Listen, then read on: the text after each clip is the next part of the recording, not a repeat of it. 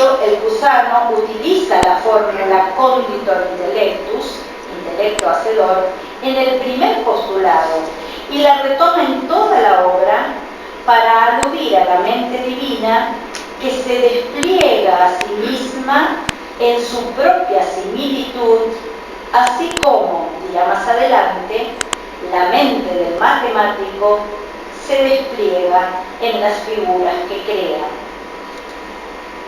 Para aludir a la manera en que se da el despliegue de la mente divina, apela a la tríada neoplatónica ser, vivir, entender, en términos de virtualidad o potencia causal, lo cual recuerda claramente a los elementos de teología de Proclo o bien al anónimo Liber de Causis.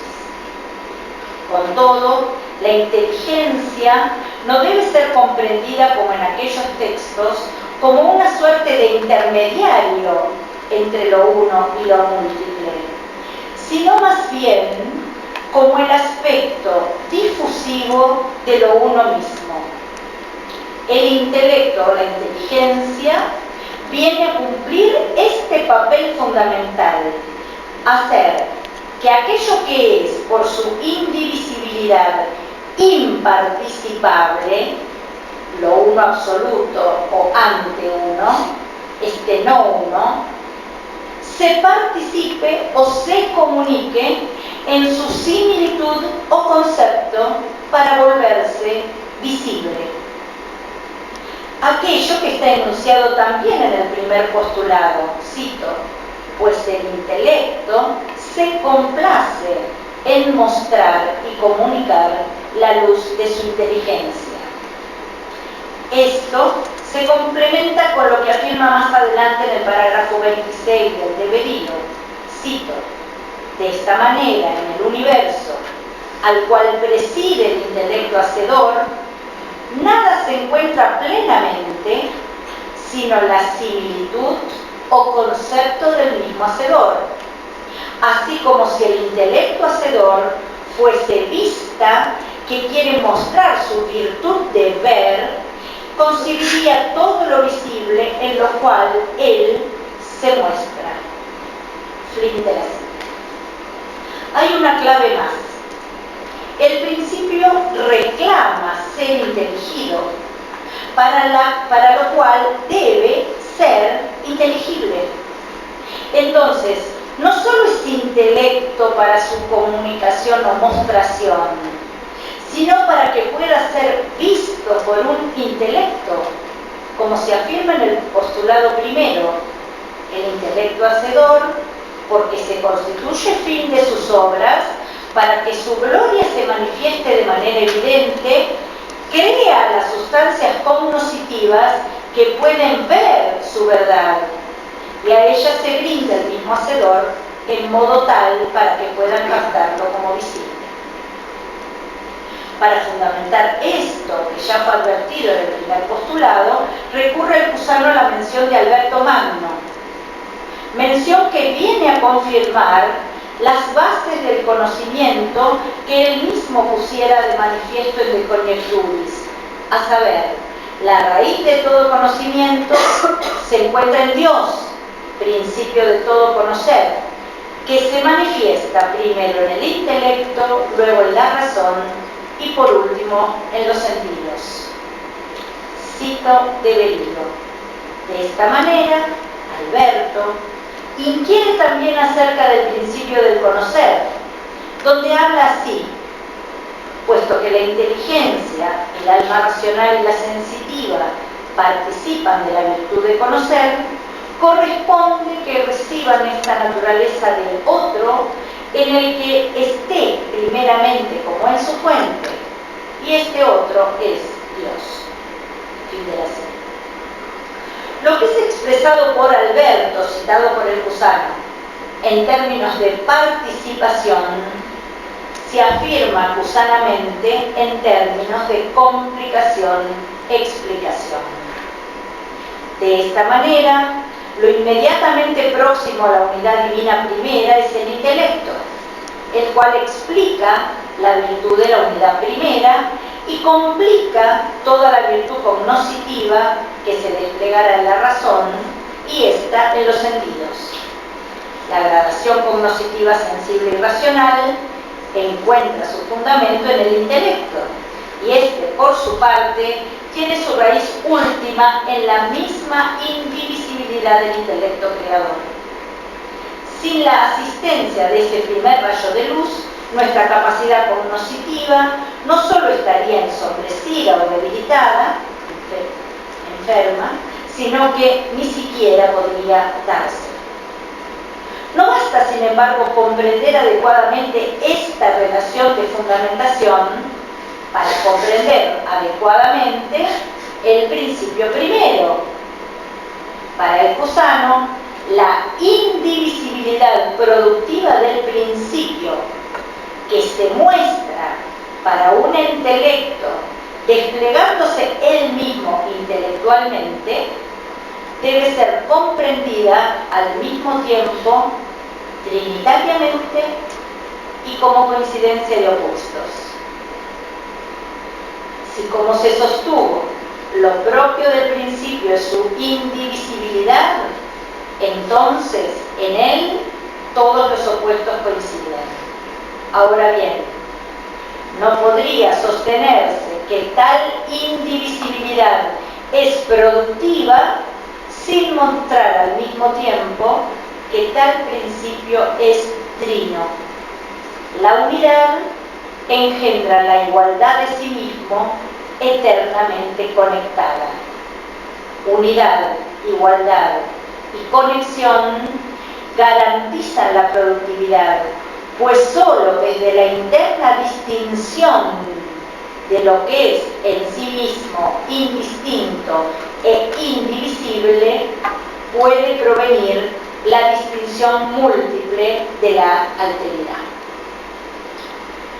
No nos detendremos aquí en la relación que puede establecerse entre Trinidad y coincidencia de opuestos.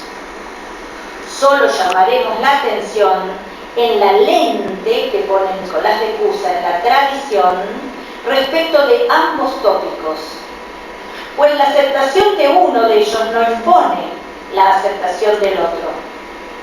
De este modo, un pensador como Alberto Magno, a quien, como vimos, el Cusano menciona laudatoriamente respecto de su concepción del conocimiento y que en cuanto pensador cristiano ha sostenido indudablemente la unitrinidad del principio, es incorporado en Deverilo a la lista de quienes han leído mal a Dionisio e interpretan disyuntivamente lo que en él es conjunción de opuestos. Por su parte, todo filósofo que postuló el principio intelectual, según el Cusano, postuló también la Trinidad. Lo dice de esta manera, cito: los filósofos alcanzaron esta Trinidad, a la cual vieron en el principio del ser, ascendiendo de la causa a lo causado.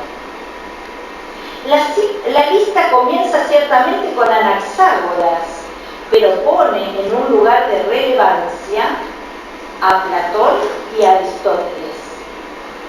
Más allá de destacar que la diferencia entre filósofos paganos y teólogos cristianos reside en la oposición entre necesidad y voluntad, o lo que él denomina intentio creatoris, interesa al Cusano subrayar la concordancia entre filósofos y teólogos en este punto. Cito: ahora bien, cómo Platón haya tenido un concepto acerca del principio unitrino y tan próximo a nuestra teología cristiana, lo relata Lucerio en el libro Preparación Evangélica.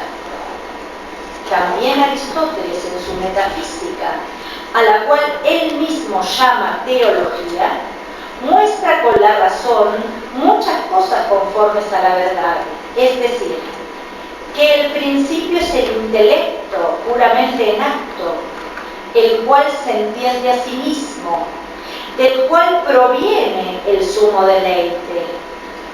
Y esto ciertamente lo dicen también nuestros teólogos, que aquel intelecto divino, entendiéndose a sí mismo, genera de sí y de su esencia y naturaleza la más adecuada similitud inteligible de sí, pues el intelecto genera el verbo, en el cual es sustancialmente, y de esto procede el deleite, en el cual es la consustancialidad del generante y del engendrado. Fin de la cita.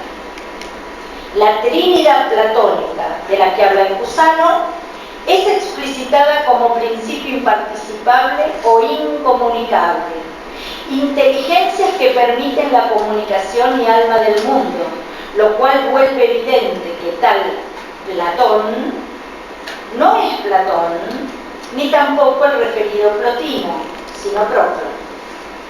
En cuanto a Aristóteles, el Cusano rescata la noción de noesis noesios, resumida también por los neoplatónicos en la segunda hipóstasis. En cuanto a la reabsolución de la primera y segunda hipóstasis en la Trinidad, esto no representa una novedad para la tradición cristiana y como vemos, tampoco lo es para el Cusano, que dice: con ello concuerdan nuestros teólogos. Llegamos al último punto. Si retomamos el punto de partida de esta exposición, en el cual advertimos sobre la propiedad o inapropiedad de los términos unum esse entitas referidos a lo absoluto, cabría preguntarnos qué vuelve lícito para el Cusano el uso del término intellectus. La respuesta parece encontrarse en los mismos ejemplos ofrecidos en De Bellido, que se presentan al modo de una analogía de proporción. Así como el intelecto humano se despliega en la explicitación simbólica de sí mismo, del mismo modo podemos concebir el universo de lo que es como un despliegue del intelecto hacedor. Ambos intelectos no despliegan sino su propia intención. Así, nuestro gran intelectual se vuelve un enigma adecuado para comprender el obrar del intelecto divino. Este es el sentido último de la praxis que el Cusano denomina aquí ciencia enigmática. Cito: pues según un símil, dice el Cusano, si cuando alguien nos habla alcanzamos la acuidad de la elocución, no alcanzamos sino la intención del que habla. Ahora bien, la causa de la intención es la manifestación, pues pretende así manifestarse quien habla, o sea, el intelecto hacedor. Del mismo modo como en la casa concluida se aprehende la intención de quien la ha edificado, la cual estaba ya en su intelecto. Fin de la cita. Si bien la precisión absoluta de todo reside en el intelecto, pues volviendo al símil, declara el Cusano que el matemático tiene más precisión adentro de su mente que fuera de ella, el despliegue en la alteridad visibiliza lo que es invisible. Esa visibilidad en la de una unidad intelectual que se hace inteligible para un intelecto. Hacia el final del texto, el Cusano retoma entonces lo señalado en el primer postulado. Por lo tanto, lo visible existe para que en ello mismo se conozca el intelecto divino, artífice de todo. Lo visible no vuelve conocido lo invisible, sino que a través de lo visible, lo invisible es conocido como invisible. He aquí la inspiración misma del pensamiento cusano desde la doctrina. Lo incognoscible solo puede ser alcanzado como incognoscible. En su misma manifestación se encierra lo ignorado y lo oculto. El no ser, lo ante uno, del cual todo ser y toda unidad determinada proceden, encierra y coincide con su opuesto. En el principio mismo se encuentra el germen de su fecundidad. Por esta razón, no es posible sino entenderlo relacionalmente. El pensamiento que engendra su propio verbo y despliega un universo fruto directo de tal inteligibilidad. Nuestro propio pensamiento, también engendrante y productivo, nos ofrece un ejemplo adecuado para tratar de comprender el arte de la mente eterna, afirma el cusano en el cierre de la obra.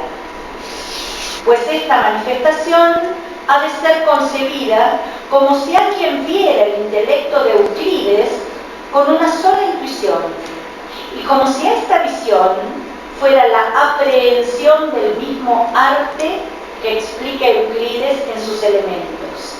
De esta manera, el intelecto divino es el arte del omnipotente. Fin de cita. A partir de un análisis exhaustivo del primer postulado del devenilo, quizás sea posible evaluar, por una parte, la tesis de Kurflash, según la cual los postulados en su conjunto revelarían que los aspectos teológicos del pensamiento cusano se subsumen en nociones estrictamente filosóficas. Tesis muy cuestionada. Y por otra, nos permitiría evaluar la tesis de Joseph Stallman, según la cual la filosofía cusana superaría la alternativa entre metafísica del ser y metafísica de lo uno por una nueva metafísica de la mente, tanto divina cuanto humana. Esta evaluación será motivo de otro estudio. Muchas gracias. Eu passo a palavra, já agradecendo a sua presença entre nós. Muchas gracias, Raya. Como decimos en Argentina, quienes compartimos el mismo nombre de pila. Sí. Por supuesto, ustedes no se habrán querido todo esto. Bueno, en realidad, esto lo decíamos con Celina cuando nos encontramos en este congreso, en realidad, esto de conferencia de cierre, yo creo que hay que dejarlo más para los jóvenes, ¿no? La charla magistral, porque los jóvenes son los que tienen que demostrar que pueden enseñar y todo ese tipo de cosas. Muy modestamente, yo simplemente quisiera compartir con ustedes una meditación agustiniana. Nada más que eso, una meditación agustiniana.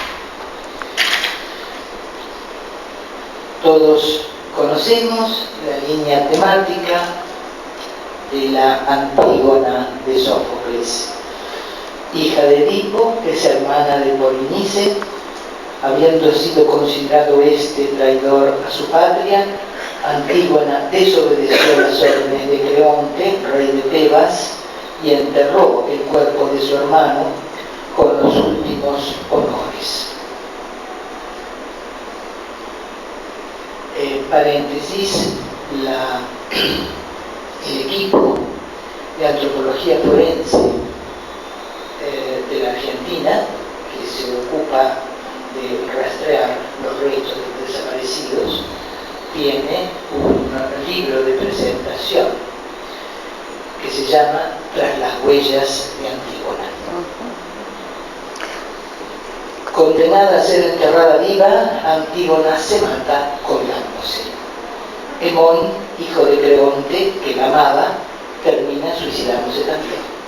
Esta tragedia, una de las más citadas, como sabemos, en la literatura universal, lo ha sido de la manera más frecuente en los estudios filosóficos en las facultades de leyes, puesto que le plantea al derecho, como es obvio, un problema no menor.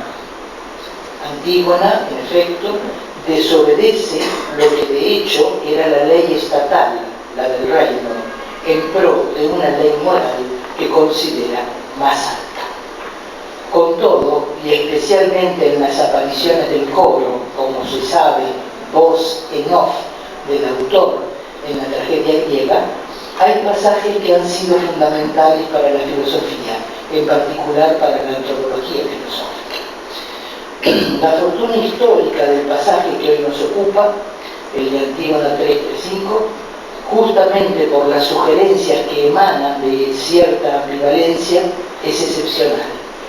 Y esto es así a tal punto que expedirse sobre una determinada lectura de su línea más célebre indica la orientación antropológica de un filósofo también contemporáneo, como sucede con Heidegger después de Kierkegaard y de otros pensadores y autores.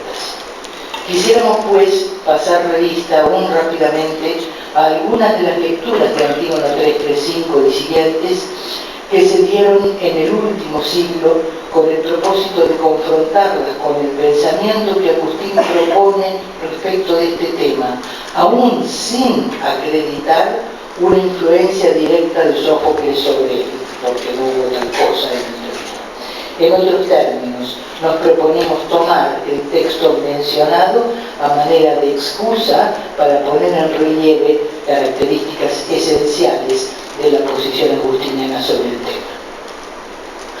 El texto de Antígona 3.35 y su contexto dice así. Superprovisoria en la traducción. Muchas cosas hay admirables, pero ninguna es más admirable que el hombre.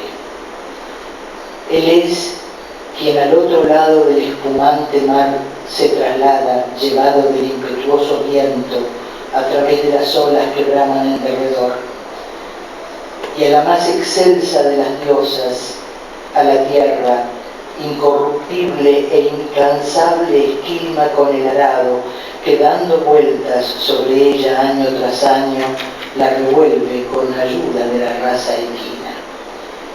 Y de la especie ligera de las aves, tendiendo redes, se apodera, y también de las bestias salvajes y de los peces del mar con cuerdas tejidas en malla la habilidad del hombre.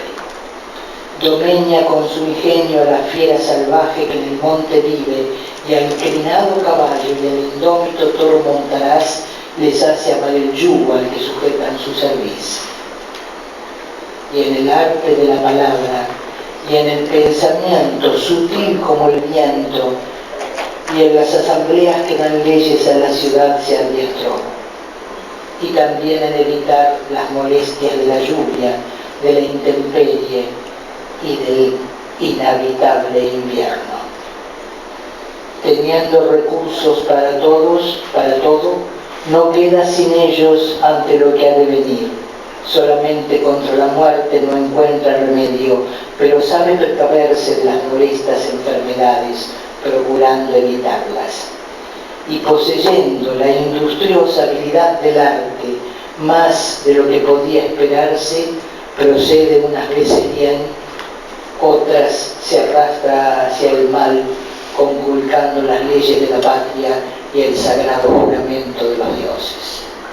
¿Quién, ocupando un elevado cargo en la ciudad, se habitúa al mal por osadía, es indigno de vivir en ella? Que nunca sea mi huésped y menos, amigo mío, el que tales cosas ama. La clave está en la primera línea que reza en este pasaje, que reza Pola tadeina uden antropo deinoteron teme. Y más específicamente la clave está en el término deinon. La primera acepción que da el diccionario Bellin, el mítico diccionario Bellin de Deinon, es lo temible, lo que inspira un gran miedo. Sin embargo, otras acepciones consignadas después apuntan simplemente a lo asombroso, a lo prodigioso, a lo que maravilla y quita el aliento al punto de permanecer pasmado ante ello. Así pues, provisoriamente nuestra traducción sería: hay muchas cosas sobrecogedoras, pero nada lo es más que el hombre. Lo proponemos porque sobrecogedor, o si se prefiere pasmoso, es tan ambivalente como lo es Deinon, ya que estos adjetivos en español pueden aplicarse tanto, por ejemplo, a una puesta de sol, como el más aberrante de los crímenes. El resto de la intervención del coro en la estrofa que hemos citado subraya esa ambivalencia al mostrar, ya sean los aspectos positivos de la condición humana, el cuidado de sí mismo al precaverse de las enfermedades, la industriosa habilidad del arte, la sutileza del pensamiento, el establecimiento de las leyes de convivencia civilizada, etc., ya los negativos, el habituarse al mal por osadía, el usurpar elevados cargos en la comunidad, conculcando las leyes de la patria, el sagrado juramento de los dioses, etc. Sin embargo, otras traducciones célebres parecerían hacer hincapié solo en el aspecto positivo. Por ejemplo, Storr, en su versión para el proyecto Gutenberg, pone: "Many wonders there be, but none more wondrous than man", sin reparar en el hecho de que wonder, maravilla, tiende a subrayar por su uso, si no de jure por menos de facto, el lado positivo de lo Deinon, puesto que, si bien alude al preguntarse o interrogarse por algo que sorprende, el significado en inglés se desliza enseguida a lo milagroso, no a lo monstruoso, como parece el caso en la misma lengua griega. Por eso, en esa tarea de aproximación al infinito, que es toda traducción, se acerca más al original, me parece, la propuesta de los clásicos de Harvard. Dice: "Many the forms of life, fearful and strange to see, but man supreme stands out for strangeness and for fear". Se podría objetar que consiste más en una perífrasis que en una traducción. De hecho, acota las muchas cosas sobrecogedoras a las formas de vida, cuando Sófocles no lo hace. Por otra parte, es más fiel al rescatar la naturaleza extraña que pasma y provoca temor, como notas implícitas en todo Deinon. No lo hace, en cambio, la versión de Johnston de Vancouver. En estos dos últimos casos se sintió la necesidad de apelar al desdoblamiento de notas en el concepto, cuya riqueza radica en que lo sobrecogedor puede provenir tanto del abismo como de las alturas que el hombre puede alcanzar, lo que equivale a decir de su excepcionalidad en comparación con los demás seres. Respecto de las versiones italianas, y siempre atendiendo en particular a todo Deinon referido a las cosas y al comparativo aludiendo al hombre, se opta por una u otra de las notas positiva y negativa señaladas. Así, entre las primeras se encuentra la de Cetrangolo, para quien los versos dicen: "L'esistere dell'uomo è uno stupore infinito, ma nulla è più dell'uomo stupendo". Stupendo. O la de Cantarella, che lee: "Molte sono le cose admirabili, ma nessuna è più mirabile dell'uomo". O la de Ferrari, che prefiere: "Molti sono i prodigi e nulla è più prodigioso dell'uomo". Entre las que confieren a nuestro término un acento más negativo se encuentra la traducción de Lombardo Radice, che reza: "Molte ha la vita forze tremende, eppure più dell'uomo nulla, vedi, è tremendo". Por último, hay que considerar la particular propuesta de Sabino, pullula mistero, e nulla è più misterioso d'uomo vive, donde los términos misterio y misterioso se evocan una realidad que fascina e inquieta al mismo tiempo. En cuanto a las traducciones francesas, la más conocida es la de Leconte de Lisle, que dice: beaucoup de choses sont admirables, mais rien n'est plus admirable que l'homme. Solo si se tiene en cuenta el matiz originario latino del admirari, esto es, del quedarse mirando estupefacto ante algo, no necesariamente digno de aplauso, puesto que también puede serlo de vituperio, se conserva parcialmente el sentido de la expresión griega. A fortiori, lo mismo ocurre con la versión en latín. Estamos acostumbrados a suponer, dar por descontado que lo admirable es lo digno de aplauso, ¿no? Admirari en latín, como sabemos quienes hemos tenido ocasión de manejarnos con esta lengua, no es precisamente o exclusivamente lo digno de aplauso. Entonces, aquello ante lo cual uno se queda justamente mirando, lo que despierte de estupor. Vayamos ahora no a traductores, sino a poetas y filósofos recientes, que en el fondo también son traductores. Lo que ha contribuido a dividir las aguas es precisamente la lectura de Hölderlin, donde el término deinon es ungeeuer, hace alusión a lo gigantesco, a lo desmedido, y en su variante sustantiva significa monstruo. Esto confiere al término que analizamos un sentido en alguna medida ominoso. No obstante, en el extremo de la lectura pesimista, por así llamarla, está, como se sabe, el caso de Kierkegaard, cuyo breve texto dedicado justamente a Antígona, aun cuando no presente una traducción literal, parafrasea el verso en el sentido de, cito textualmente: hay muchas cosas espantosas, pero el hombre es lo máximamente espantoso. Por su parte, Heidegger analiza la traducción de la tragedia que hace Hölderlin, extendiéndose para ello en todo el tercero de los cursos que dedica al poeta. Al contrario de lo que hace Hölderlin, Heidegger traduce deinon por unheimlich, es decir, inquietante. Si bien el vocablo griego apunta a algo inhabitual, no familiar, lo extraordinario que denota no tiene por qué ser en rigor algo monstruoso, en el sentido de que sobrepasa lo habitual. La perspectiva heideggeriana es la inversa: lo extraño puede quedar dentro de lo habitual y estar referido a él y hasta dominarlo. Lo extraordinario será así lo que es capaz de todo, lo que no admite ser superado en posibilidades. En este sentido, deinon no solo constituye el leitmotiv del coro, es el fundamento mismo de la tragedia.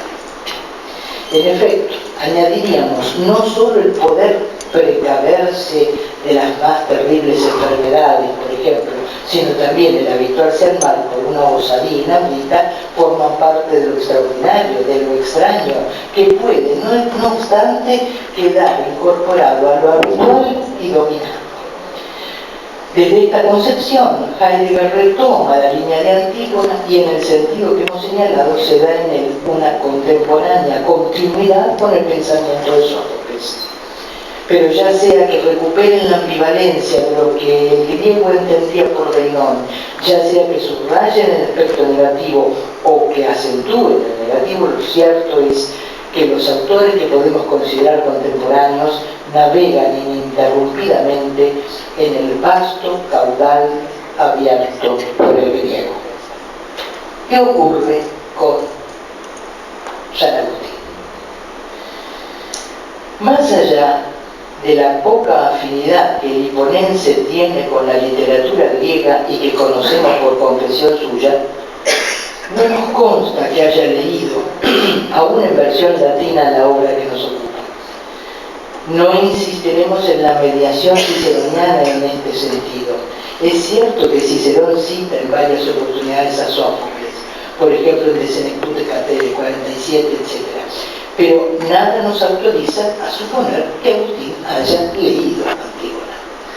Sin embargo, también él identifica lo máximamente de Heinón, que denomina admirable, con el hombre mismo. Lo hace en un pasaje del no menos famoso libro 10 de Confesiones. Quiero hacer un paréntesis para agradecer particularmente la inolvidable para mí intervención de Oscar Velázquez Gallardo,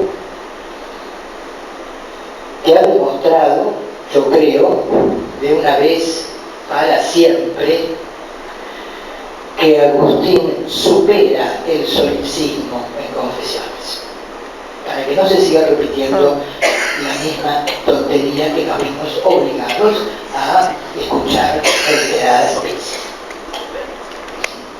Ahí. El pasaje del libro 10. Grande es este poder de la memoria, grande extraordinariamente, Dios mío, un santuario vasto e infinito. ¿Quién ha llegado hasta su fondo? Y este poder es de mi espíritu, pertenece a mi naturaleza, y ni yo mismo puedo contener todo lo que soy. Por tanto, el espíritu es demasiado estrecho para poseerse a sí mismo, pero entonces, ¿dónde está lo que de sí no puede contener? ¿Acaso fuera de él y no en él mismo? ¿Cómo es pues que no se contiene? Esto me llena de gran admiración y me sobrecoge el estupor. Multa me superoc obortu admiratio, stupor apprehendit me. Y sigue el pasaje que Marcela conoce también. Los hombres van a admirar las altas montañas, las olas gigantescas del mar, los anchos caudales de los ríos, la inmensa cuenca del océano, el curso de los astros, y descuidan lo mucho que tienen que admirarse a sí mismos. No precisamente, después de lo que ya hemos dicho hasta ahora, espero haya quedado claro, no precisamente en el sentido narcisista. Deliberadamente insistimos en traducir admirarse de sí mismos y no a sí mismos, justamente por la ambivalencia de lo deinón o admirable, ante la realidad abismal de la memoria, que es la del alma misma. El texto agustiniano no se desbalancea en sentido positivo ni negativo. Hay que recordar que con el término admiratio, el quedarse mirando algo sin comprenderlo cabalmente, se designó en latín la reacción de estupor que suscitan las cosas cuyas causas o naturaleza se ignoran. Por eso en principio se asoció con lo pasmoso. Agustín invita pues a concentrar la atención en el tema del alma humana por su profundidad y complejidad, pero no está haciendo una apología de ella. De hecho, el término que nos ocupa cobra un nuevo valor en el siglo XII, especialmente entre los místicos especulativos y en particular en Ricardo de San Víctor, quien tiene en gran estima el papel de la admiratio en la contemplación, al punto de sostener que la intensidad de la admiración provoca precisamente el excessus mentis. Para el victorino está caracterizada por dos notas: la novedad y el carácter inesperado de su objeto. Ambas despiertan en el alma una atención mayor que le permitirá acceder a un conocimiento más pleno. De ahí que Ricardo de San Víctor aúne los términos revelatio y revelationis admiratio.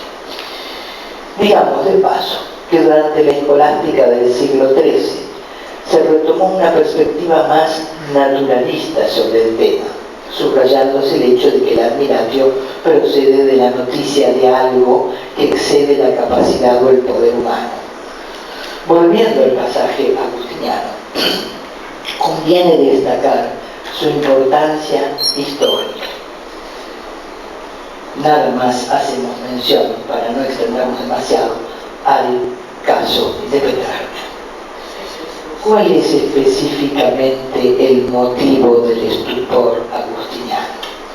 Para empezar a responder esta pregunta se diría que, a diferencia de lo que sugiere el Estásimo de Antígona, que apunta a la contradicción, a las dos caras de la condición humana, este pasaje de Confesiones se asoma horizontalmente a un abismo.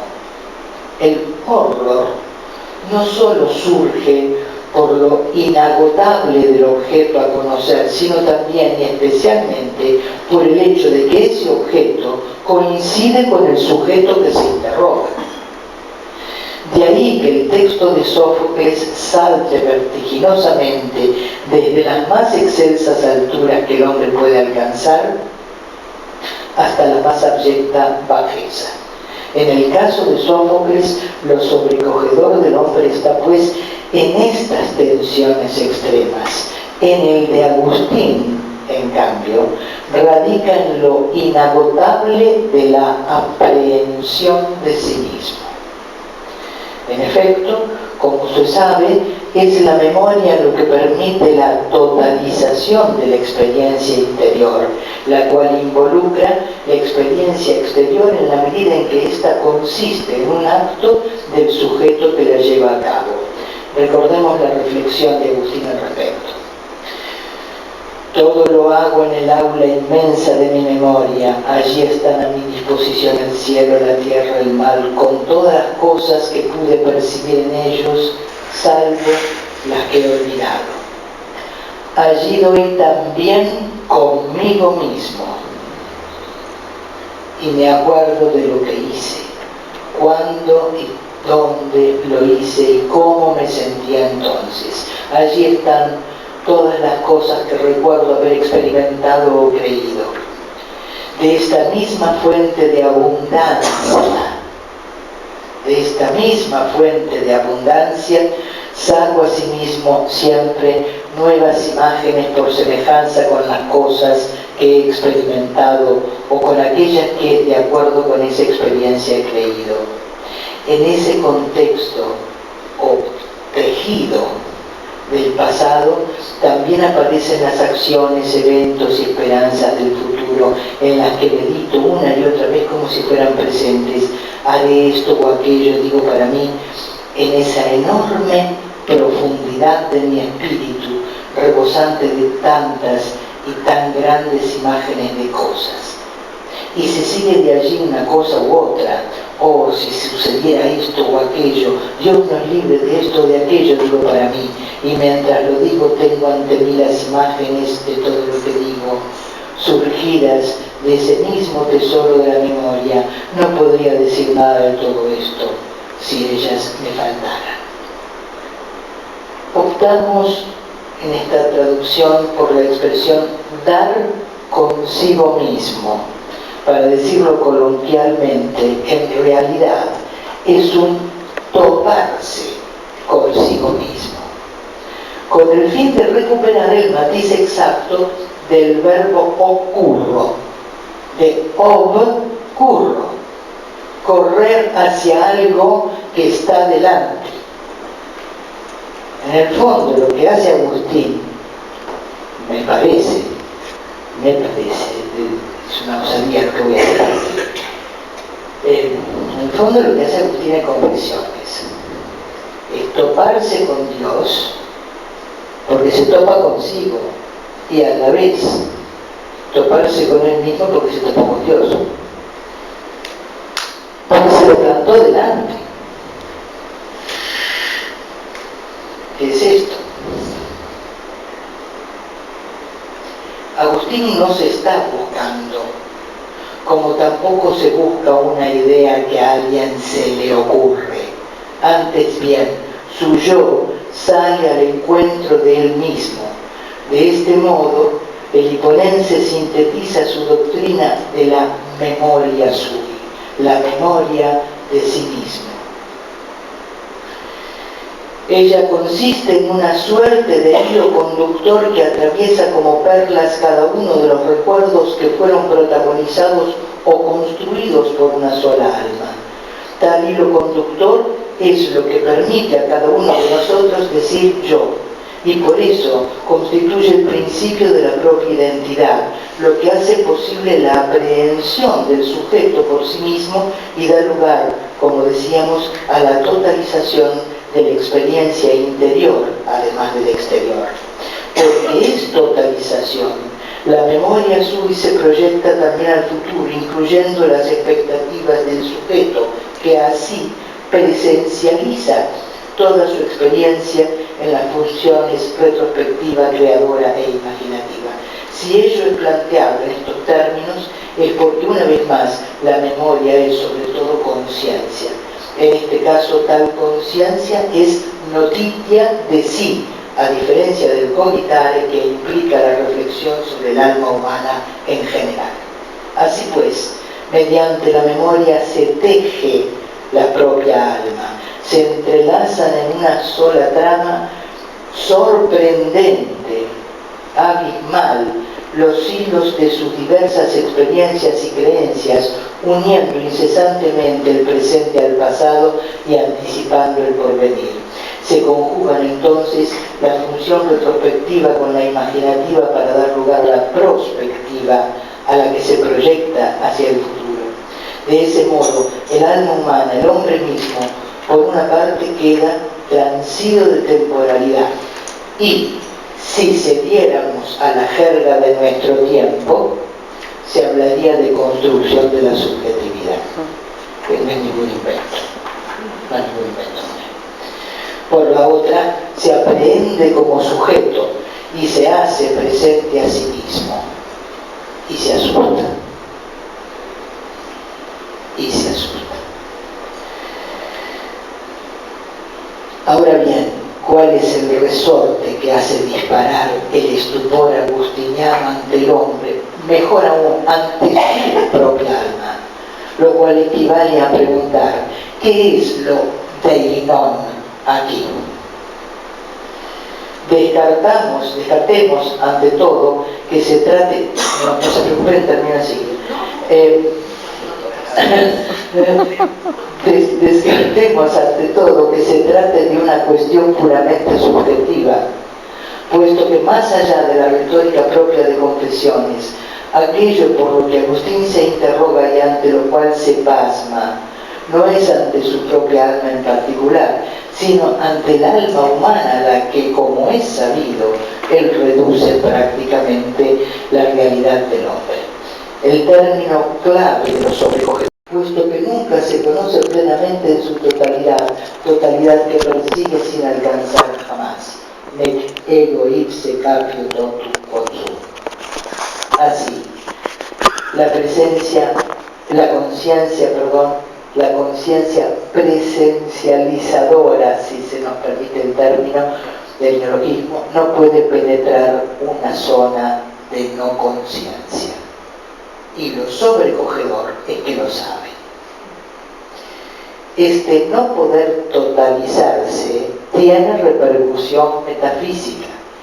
Es signo de una fragilidad, una dependencia ontológica, es decir, que es signo de lo creatural.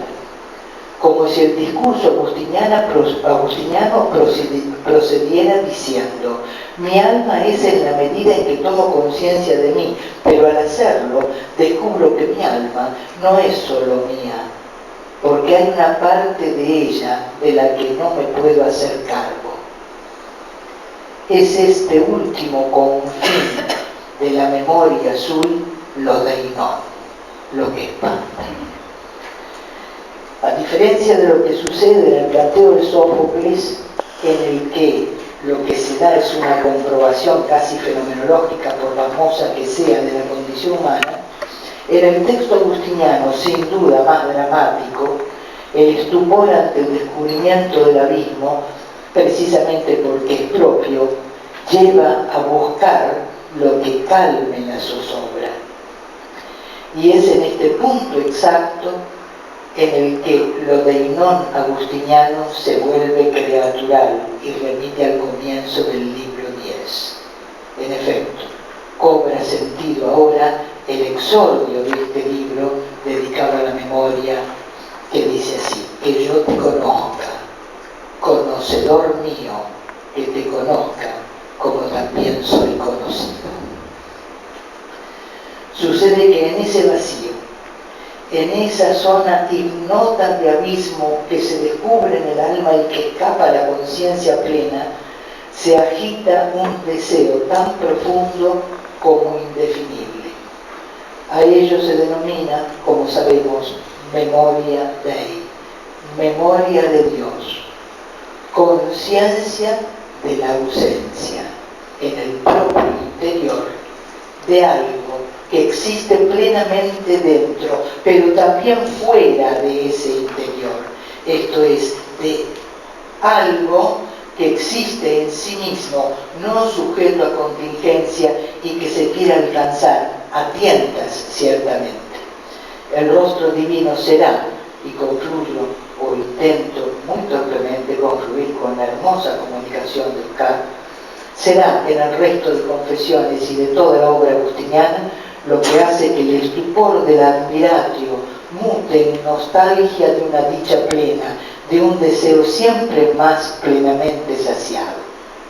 Pero esto nos llevaría mucho más allá de nuestro tema. Baste subrayar para concluir que por las razones que se acaba de señalar, mientras que los autores contemporáneos exploran distintas sendas de continuidad respecto de lo deinón de Sófocles, la verdadera ruptura, pensamos, se da en Agustín de Hipona. Gracias.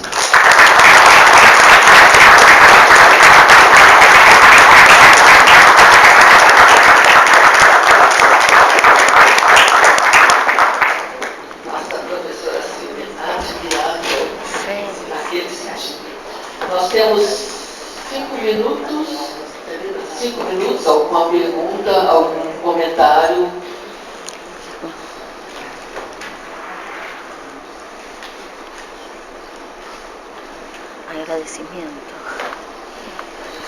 Agradecimiento y felicitaciones. Sin nadie más, porque me parece que si no, uno que es el organizador se apropia. El tema de continuidad de rupturas fue, digamos, una propuesta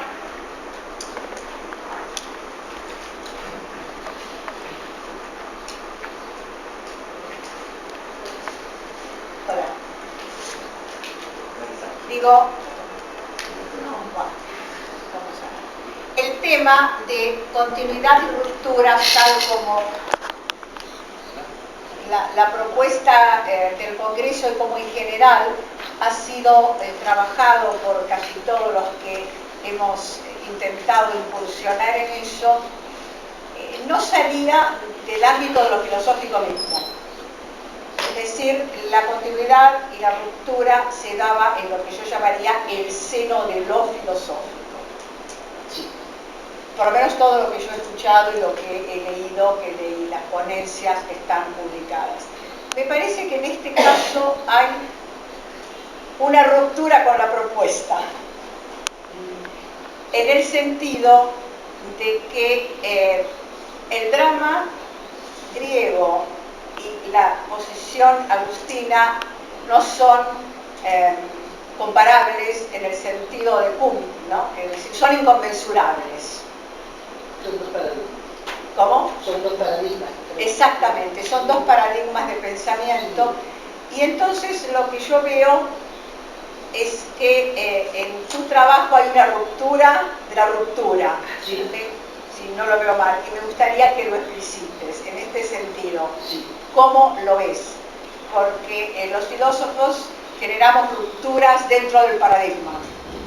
Pero si yo planteo a San Agustín y a Sófocles, estoy planteando la ruptura fuera del paradigma. ¿Cuál sería ese otro paradigma más amplio dentro del cual la ruptura del creyente, donde se da lo creatural como expresión de la finitud, puede ser una ruptura en relación a un pensador que ve la finitud como algo esencial a todo y no solamente al hombre, sino al universo mismo? Es extraordinariamente interesante el planteo y lamento que la respuesta sea tan banal, si se quiere, o subjetiva. Es simplemente que a esta altura de mi vida ya no corta, yo tomo los textos como pretexto. Eso. Y entonces, si leo a Sófocles en algún momento dado y habitualmente, lógico, estoy leyendo a Agustín, la comparación me surge sola. Entonces me pongo a reflexionar sobre esto. Bueno, después hay un congreso y resulta que una tiene que hacer el informe a CONICET y qué sé yo, y tiene que venir al congreso, y bueno, Celina, ¿qué le voy a hacer? Entonces se toma esto como pretexto, ¿no? También una cosa así, hasta que yo pueda protagonizar en el primer día del resto de mi vida lo de ese bebé que se mata de risa cuando rompe todos los papelitos.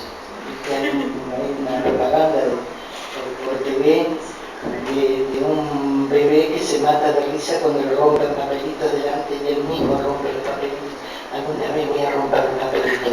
Entonces voy a poder decir esto que he dicho sin necesidad de tratar de encajarlo a la fuerza en el tema de un congreso. Perdón.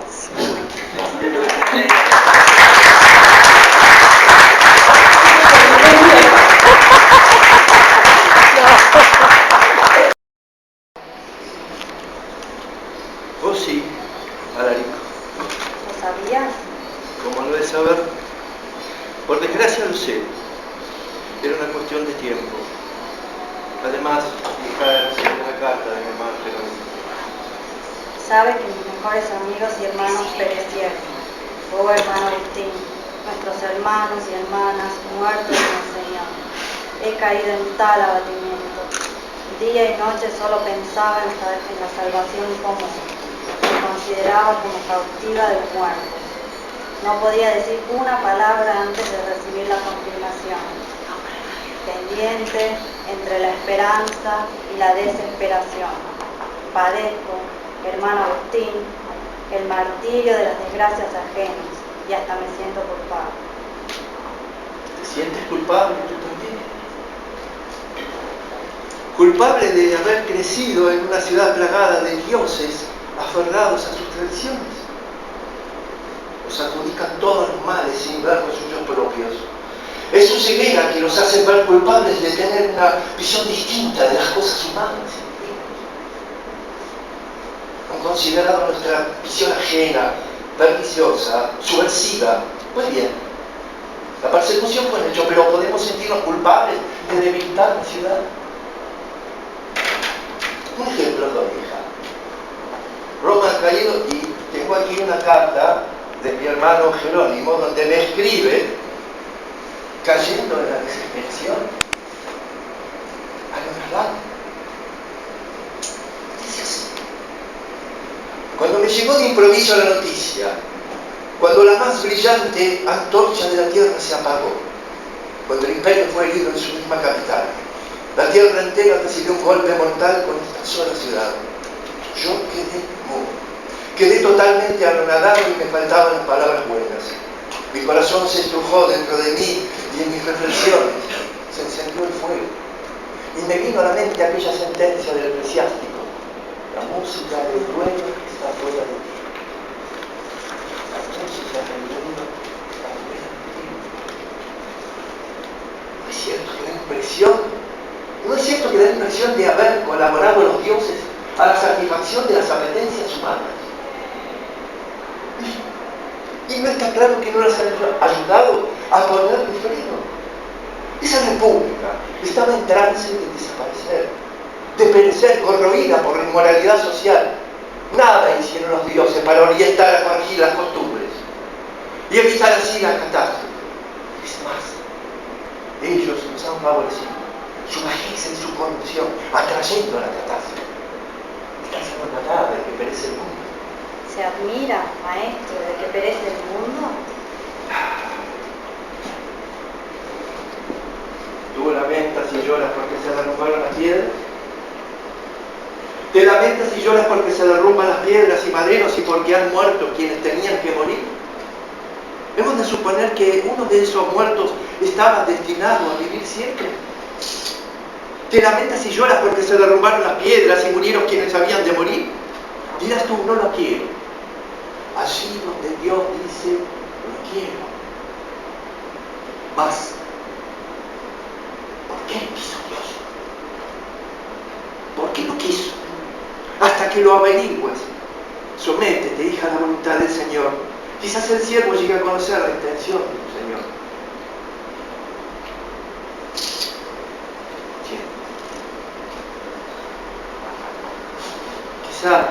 Quizás la ciudad no perezca. Quizás solo ha sido flagelada, pero no hasta la muerte. Quizás ha sido castigada, pero no destruida. Es posible que no perezca la ciudad si no perecen los ciudadanos. No perecerán si alaban a Dios. Perecerán si les blasfeman. Y quizás este fin no ha llegado todavía, pero llegará alguna vez. Quizás, no sé, un cierto ejemplo antiguo, la piedad o nuestra miseria nos hacen desear vehementemente que no lo sea, pero si no es esta oportunidad, ¿dejará de ser lo otro? El mundo, hija, perece como un niño. Como un niño.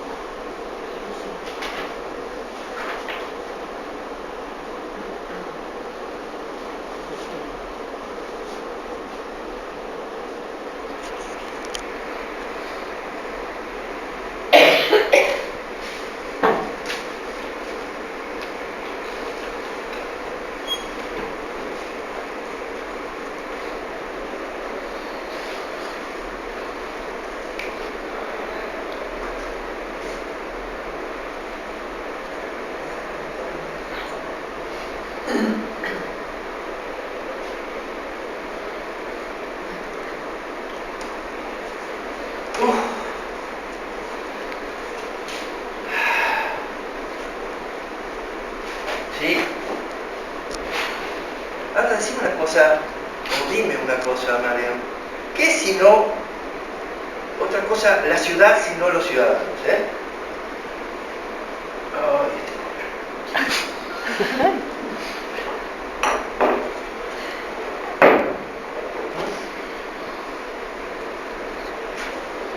Entendemos, María. Tenemos que olvidar nuestras desdichas. Que los gobiernos, ¿qué son si nosotros le quitamos la justicia? ¿En qué se convierten si no en bandas de ladrones a gran escala? Y estas bandas, ¿qué ¿Qué son si los reinos en pequeño? Son un grupo de hombres que se rigen por un jefe, se comprometen en pacto mutuo, reparten el botín según la ley por ellos aceptada. Ahora, supongamos que a esta cuadrilla se le van sumando nuevos grupos de bandidos y llega a crecer hasta ocupar posiciones, establecer cuarteles, tomar ciudades, someter pueblos, abiertamente se autodenominan reinos. Título que a todos luces le confiere no la visión de puesta, sino la impunidad lograda. ¿Cuáles son las razones lógicas o políticas para querer gloriarse en la duración? Ha sido una catástrofe. Ha sido una catástrofe, pero querida mía, no se trata aquí de piedras o de maderas, de las altas montañas, de casas o de las enormes murallas. Está hecho de forma que alguna vez ha de perecer. Un hombre al edificar puso piedra sobre piedra, otro hombre al destruir separó una piedra de otra piedra. Un hombre hizo aquello, otro hombre lo destruyó. ¿Se hace injuria a la ciudad porque se dice que caen? No. A la ciudad en todo caso, no, a su constructor. Lamento que la reunión no te haya sido grata. Al contrario, no me divertí, pero elegí tratar las cosas con ironía. Siempre me dije que el final del mundo hay que recibirlo con una frente en la solapa y no como ciertos imbéciles que fornicarían hasta el último resplandor. Todos estaban en sus profesiones en esta fiesta, hermanados en la tragedia de abogado, un militar, un arquitecto, un funcionario, un administrador de propiedades, un periodista, un juez. ¿Qué más podemos pedir? Me dije, es como si formáramos una hermandad. Todos estaban en sus profesiones, pero para enjuiciar esta cuestión, con más objetividad, se echan con captanciosa vaciedad. Se dejan deslumbrar por altisonantes palabras como comunidad o hermandad, y en el fondo no dejan de sentirse culpables, lo cual es cierto. Debemos fortalecernos, brindemos, y no nos dejemos gobernar por el miedo. Claro, vos no tenés miedo. ¿Por qué no voy a tenerlo? ¿Te duele que te hayan invitado? Sí, pero mejor brindemos por nosotros.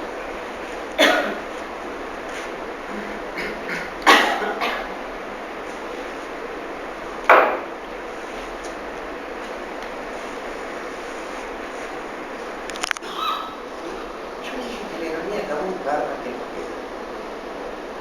¿Te acuerdas lo que dijo Olivia? ¿Me presentas a tu esposo? Encantada. ¿Así que usted es filósofo? ¿De qué sirve un filósofo? Ay, disculpa, Carlos. Perdón. Es tu marido. No es nada, Miss Blond. La filosofía hoy está totalmente desacreditada, desde la edad del jardín de infantes. No le gustó que le diese la razón.